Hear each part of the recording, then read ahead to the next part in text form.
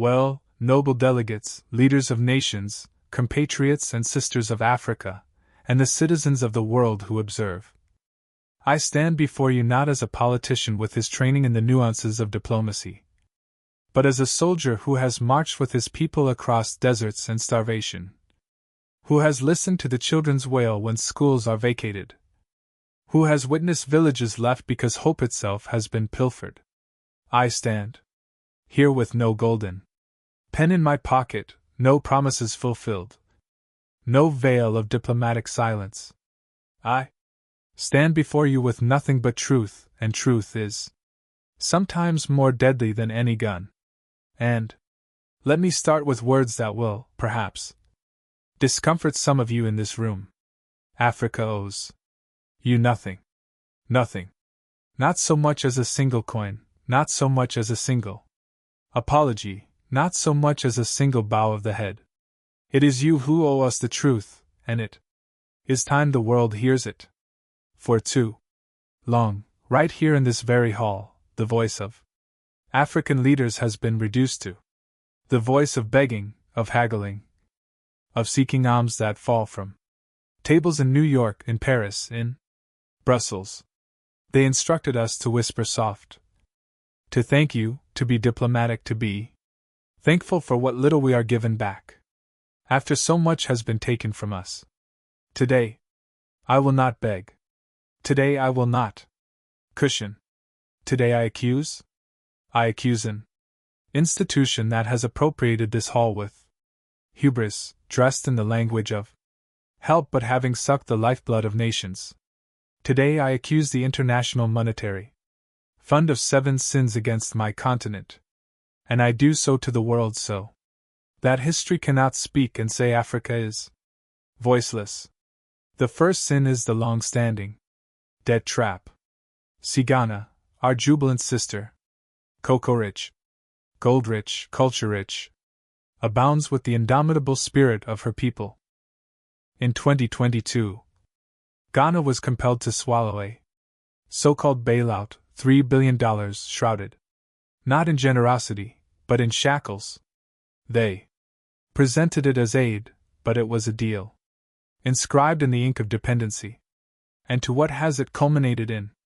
The shackles of debt.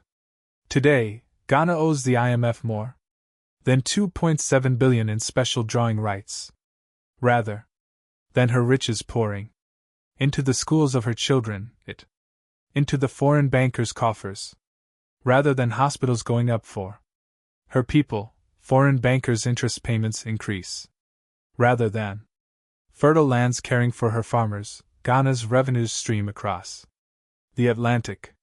A nation for sale, a nation's future signed away in exchanges for scraps masquerading as aid. And Ghana alone is not in this prison without bars.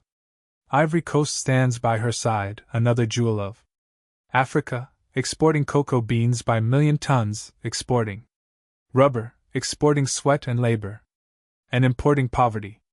Year by year, she subsidizes the European markets with her harvest. But her people don't have enough money to buy the very chocolate produced from their sweat. This is the paradox of the debt regime. The more we work, the poorer we are. The more we toil, the poorer we become. These are not loans, they are chains. This is not assistance, this is a noose. Every rescue package is a rope that constricts with every breath we breathe.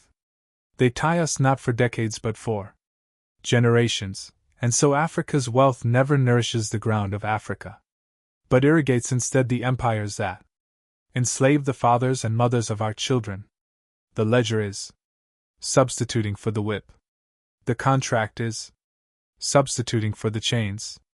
But the purpose is the same: to keep us subservient, to keep us in debt, to keep us on our knees before the same powers that plundered us.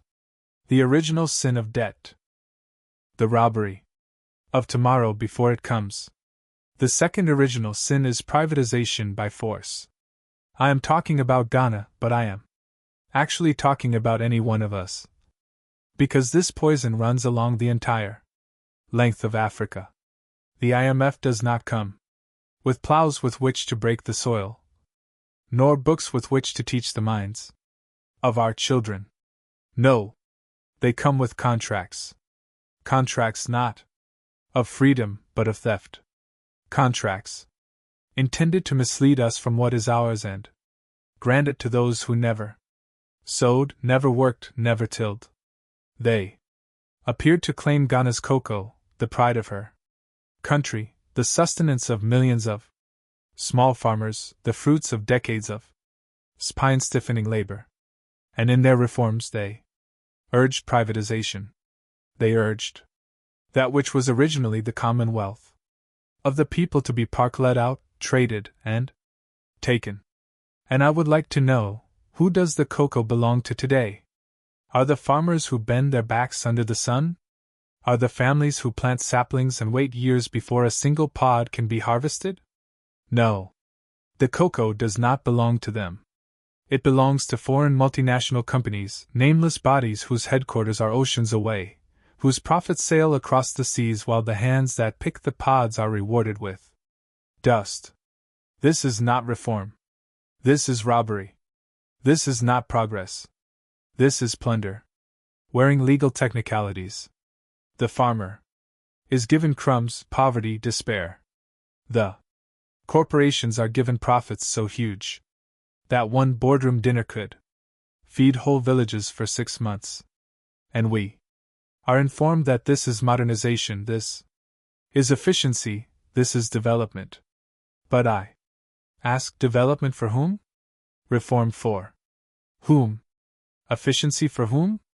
The same story is being told, sector by sector, country by country. Our water, the world's simplest gift, bought to investors who bottle and sell it back to us at a price our poor cannot bear. Our energy systems, constructed with the sweat of our workers, sold off so that a child can't study in the evening unless her parents shell out to a foreign-owned firm which charges tariffs from London or Paris. Even our land, our sacred earth, rented out to firms who grow crops not for our hungry mouths but for export, so European shop shelves are overflowing while African children starve a few paces away from the fields. And when we protest against this, they say it is reform. This is what you have to swallow in order to be part of the global economy. But I say, reform for whom? Reform for those who make the profit, never for those who work. Reform for the shareholders, not the farmers. Reform for the empire, not the people.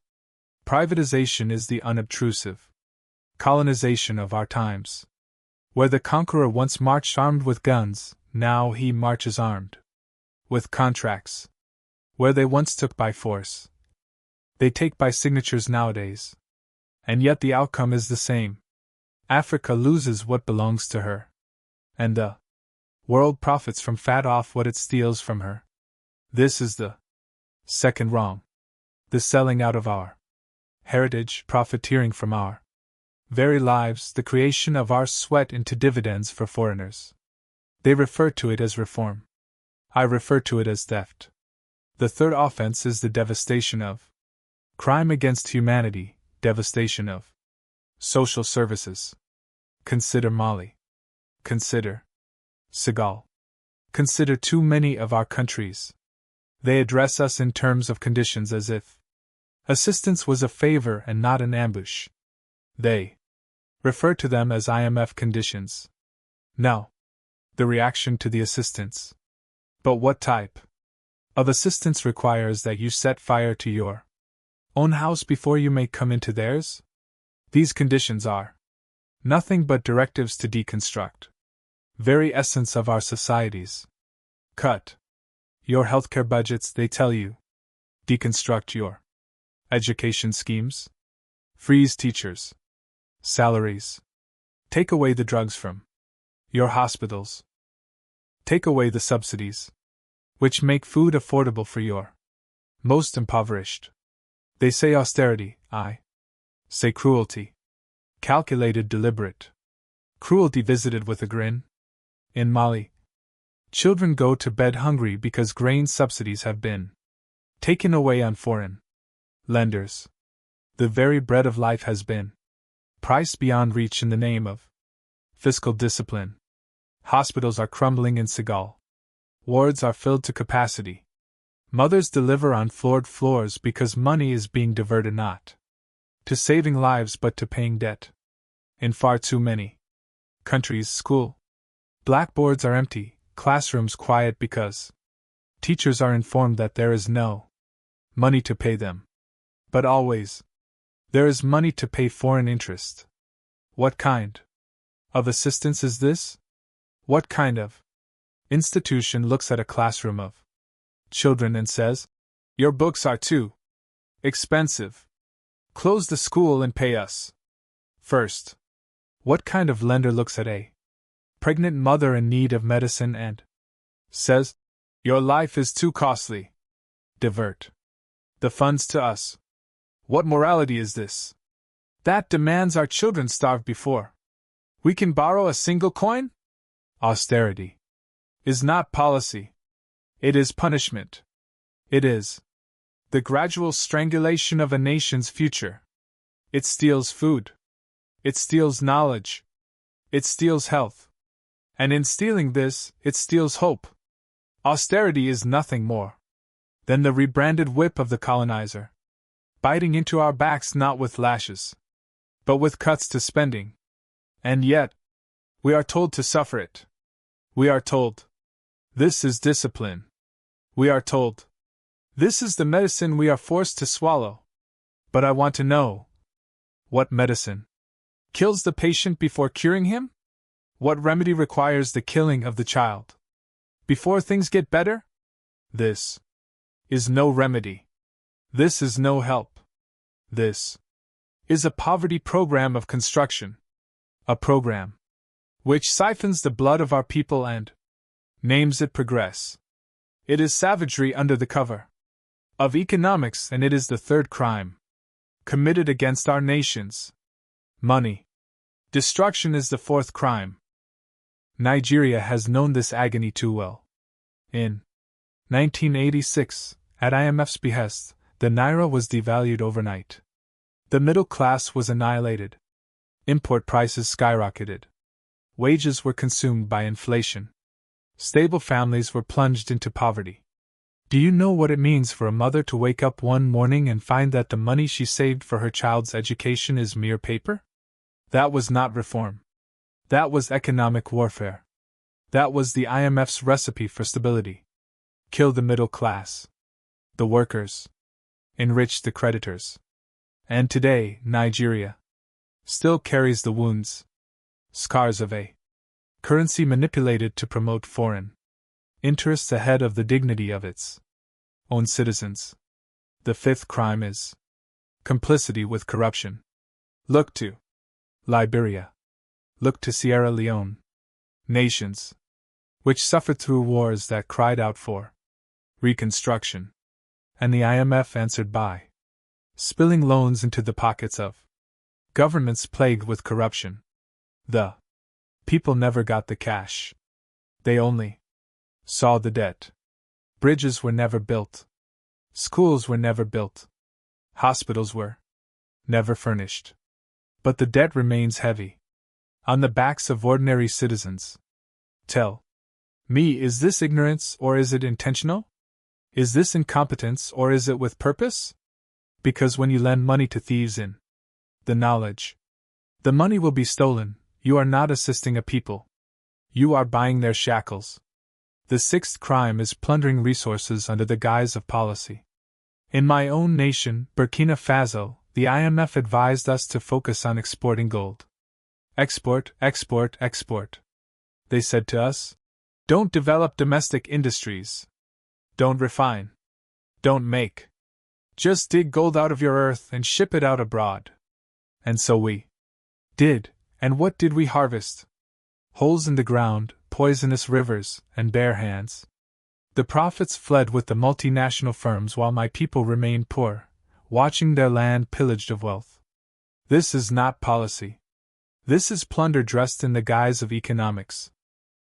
They said we were too small to build factories, too poor to invest in refineries, too weak to dream of independence. But I tell you now, Burkina Faso might be little, but we are not weak. And we will not let the IMF dictate that we continue to beg while our gold lines foreign bank.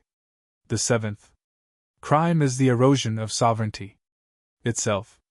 Observe Niger. Under IMF dictates, Niger was compelled to open its electricity sector, its telecommunications to foreign investors. Do you comprehend what this implies? A country that cannot manage its electricity, a country that cannot manage its communication is no longer independent. Sovereignty traded for survival. And now Niger must pay higher prices for electricity as profits stream overseas. The very lifelines of a modern state sold off under the guidance of those who claim to assist us. This is not aid. This is recolonization. Through contracts. This is the new empire, not built with armies but with spreadsheets. And I tell you, these are the 7 crimes of the IMF. Debt traps forced. Privatization. Disintegration of social services, currency. Collapse, corruption, complicity. Looting of resources, and the most monumental of them all, theft of sovereignty. These are not historical accidents. These are not innocent mistakes made by technocrats far away in office. No, my brothers and sisters, this is a system. A system intentionally designed. A system made with precision, with calculation, with malice. A system built not to lift us up, but to keep us on our knees. A system crippling Africa, while taking the guise of saving her. A system that keeps us apart so that we may never stand in front of each other as one. It is a system that takes on the guise of goodness, talking words of help and change. But behind the guise is the cruel smile of exploitation. It is a system that extends one hand as if to shake yours while the other hand tightens the rope tighter around your neck. It is a system with no compassion, no conscience, no humanity, but only the unlimited greed of empire in the disguise of economic. But I say to you today, enough. Enough. Enough of the chains masquerading as contracts. Enough of policies which drain life from our schools, our hospitals, our fields. Enough of the arrogance that tells us of our destiny must be traded away in foreign capitals. Enough of the illusion that tells us we are poor when indeed we are rich. Richer. More than people who pilfer from us. Weaker than people who ensnare us. Weaker in land, in persons, in soul. Africa is not a mendicant at the gates of the earth. Africa is the unshakable foundation upon which the world's riches were established. Africa supplied the furnaces of Europe with her gold, her diamonds, her cocoa, her labor. Africa gave, and yet she is instructed to bow. But today we must rise and say no more. Let the IMF hear us. Let the World Bank hear us. Let all those who reap the benefits of Africa's suffering hear us. The days of submission are over. We will not mortgage our children's future. We will not sell our rivers, our forests, our lands. We will not barter our sovereignty for the sweetness of foreign promises. In the remote languages of foreigners, we stand here today to claim what is ours. Our right to choose our own path. Our right to construct schools and hospitals first, before paying bankers. Our right to plant and harvest for our children before exporting for profit. Our right to sovereignty, dignity, and freedom. 7 crimes, 1 verdict. Guilty. 7 crimes, 1 answer. Enough. Africa does not owe the IMF. Africa does not owe the World Bank. Africa does not owe any institution. constructed on our agony and crafted to continue our bondage. No, let the truth be revealed. It is you who are indebted to us. It's you who are indebted to Africa. And no one could ever balance the accounts of the world. You are indebted to us for the dignity that you robbed when you made our children beggars in their own land. You are indebted to us for every empty stomach that wept because you withdrew subsidies on grain. You are indebted to us for every child who sat in a classroom, without textbooks, without chalk, without a teacher, because you declared the budget has to repay debt before it repays learning. You owe us the wealth you stole from our soil. The gold, the diamonds, the cocoa, the rubber, the oil. That you used to build your skyscrapers while our villages were in the dark. You owe us for the endless trains of materials that departed from our harbors and never returned. For the toil and blood of our people which filled your banks and your empires. You owe us the dignity you stole when you had the guts to remind us to be grateful. Grateful for loans given with one hand and taken back with the other. Grateful for reforms that broke our farmers, our teachers, our healers. Grateful for chains painted to disguise them as gifts. Understand well. This is not about money. No amount would ever be enough to repay what you have taken. This is about dignity. This is about honor. This is about justice. This is about the soul of a continent that has endured slavery, had suffered colonization, had suffered exploitation, and that now has to say no more. Africa no longer kneels. Africa no longer bows its head in spurious gratitude. Africa no longer takes the tale of poverty because Africa was never poor, merely stolen from. Africa is rich in land, in people, in culture and spirit. And Africa has decided her wealth will go first to her children, not the creditors of empire. You speak to us of debt, but the true debt is yours. A blood debt, a labor debt, a debt of centuries. And take notice, the time will come when Africa will pay the bill. Not in coins, but in courage, not in numbers, but in unity, not in submission, but in sovereignty. This is the rising of a continent. This is the taking back of dignity. This is the rebirth of honor. And it will not be stopped.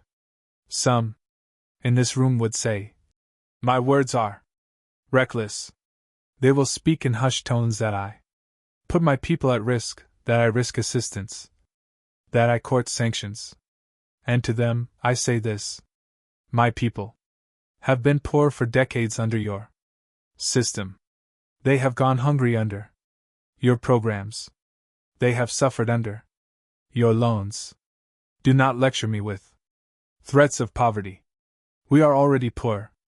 But what we will no longer be is dishonored. Poverty with dignity is money with chains. Hunger with freedom is preferable to fullness with slavery. I know there are those who will compare me with Thomas Sankara. They will spit his name. They will recall his fate. Yes, I know the danger, but hear me well. Sankara's legacy is not in me but in every African who will not be silenced. Assassinate one man and you can't assassinate a continent. Silence a leader and another will rise. Sankara said debt is masterfully designed. Reconquest of Africa. I say it again today. In this chamber. The IMF is not a savior. It is a conqueror who presents himself in a banker's attire. And Africa will no longer be conquered. I do not come here with only charges. I come with a call to my brothers and sisters throughout Africa, Ghana, Nigeria, Senegal, Mali, Niger, Liberia, Sierra Leone, Ivory Coast and beyond. It is time we stand united. No, alone resist this machine. But together, Africa cannot be neglected. Together, we can build an African sovereignty fund in which our resources, our reserves, our wealth are attracted not to serve as creditors, but to ensure our future. Together, we can exchange with each other, build industries for each other, and lift each other out of poverty. Let us no longer wait for permission. Freedom is not requested. Freedom is taken. 2. The world, I say this. Africa is not your laboratory. We are not your playground. We are not your testing ground. We are not children who need teaching. We are nations with a longer history than your institutions. With more richness in our cultures than in your books, with more dignity than your arrogance. Don't misunderstand our patience for weakness. Don't misunderstand our tolerance for acceptance. We are awakening. And whether you accept it or not, the IMF chain days are over. And to my people from villages, from cities, from fields, from schools. 2. The mothers who soothe to their children tomorrow will be better. To the farmers who till the earth with calloused hands. To the teachers who teach on chalkboards even when wages are withheld. To the soldiers who stand guard in dusty checkpoints, I say this. Your dignity is not for sale. Your honor cannot be calculated in dollars. You owe nothing to those who had bound you with contracts. Walk with pride, for your president has not spoken with fear, but with defiance, and defiance is the seed of freedom. Let it be recorded on this day in this chamber in the minutes of this assembly that Africa spoke to the world. No more chains, no more debt. Servitude, no more false reform. Africa owes you nothing. It is you who owe us the truth, and we will accept nothing less. Thank you.